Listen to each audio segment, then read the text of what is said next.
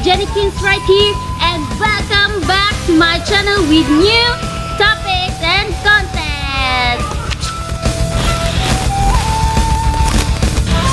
For our first video of this new series, it will be about the Japanese folk dance. So for this Japanese folk dance, the chosen kind of folk dance I picked is about the Japanese Parasol Dance. If you want to know about this, then make sure to watch this video until the end. Woo!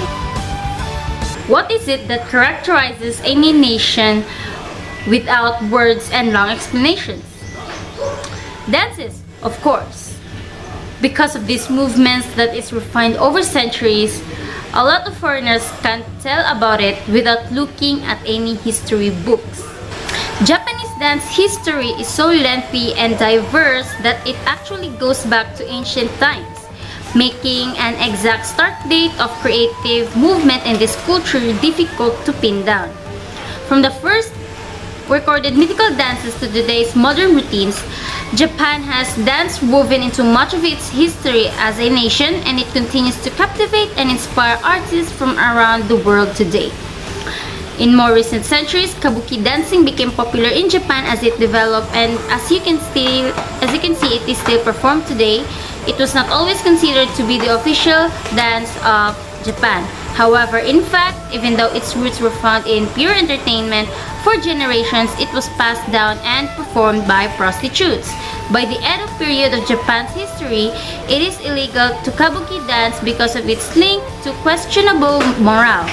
However, despite of its reputation, it was continually passed down to future generations and changed in style as the decades went on. Japanese dance features both elaborate and simple costuming. Kimonos are often worn during dance performances, while other garments are minimalistic. The Japanese Parasol Dance is also called Higasa Odori. According to historians, Higasa Odori used to be part of the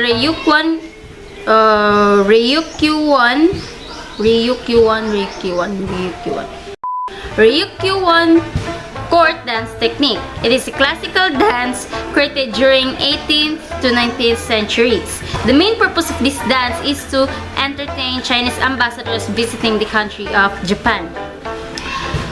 Accordingly, Parasol is actually originated from the kabuki. The song that is played while the dance recital is going on is known as Mikado. Women wear bright and colored kimonos and carry a parasol, which is the Japanese umbrella, and also they wear Japanese wooden shoes. The parasol is one such dance that is originated in Japan and has a rich history. The parasol dance involves dancing with umbrellas. These umbrellas are specially made for the dance. The dance involves shuffling steps and is very typical Japanese dance. It might look very easy, but it is such an ancient dance that involves several techniques. The parasol dance has been followed by the Japanese more than 600 years by now. It is very articulate dance, and it was once practiced by geishas, or what we call them as escorts in the modern world. Take note that the Japanese parasol dance is not a geisha dance. It is just performed by geishas, but it is not typically known as a geisha dance. So there's a big difference about it. So anyway, Japanese parasol dance was not a featured dance of geishas. It wasn't supposed to be an erotic or show of the dancers for the rich clientele. It was not simply a dance performed with Japanese prop, as it has been written by many other places on the internet.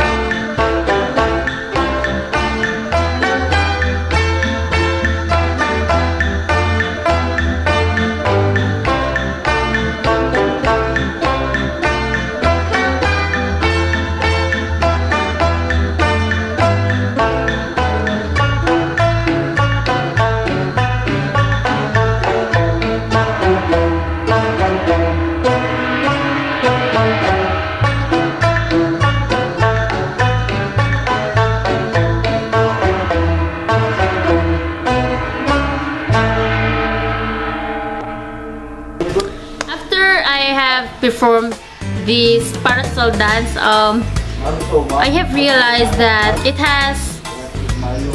was really uneasy for me to perform it, especially that it is a foreign traditional dance. As I have performed this traditional dance in Japan, I have realized that a big advantage of this is that you can be able to experience it by performing it, and you will feel that it is really an ancient dance with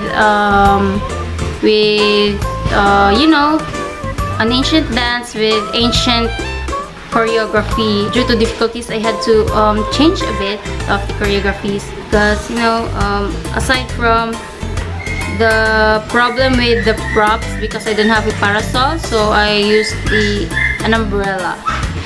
So that is also an advantage. I think I have said also the disadvantage of it. So yeah, again, the advantage of this is that you can experience the traditional life of the Japanese, especially their cultural dance, and at the same time, its disadvantage is that the footworks, the choreography, or the steppings, and as well as the costume and in the props, because, you know, we don't have a parasol and I don't have kimono, so I was looking for some alternative. So I was managed to do it, and I'm happy for the great result. So happy also that I was able to perform this kind of Japanese dance. So yeah. What can I reflect on this type of dance is that I feel amazed knowing that I've been showing appreciation to the culture and the art of Japan through performing this traditional folk dance. So yeah, Japanese Parasol Dance is really an amazing kind of folk dance, and I really love it.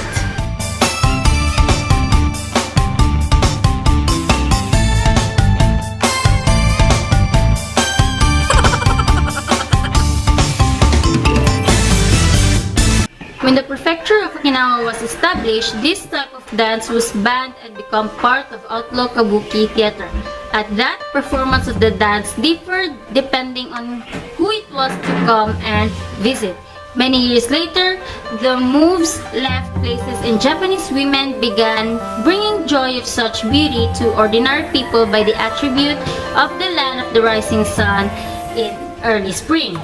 Nowadays, Higasaldori is a major cultural attribute to the land of the rising sun that is appreciated as historic heritage and preserved in compliance with traditions.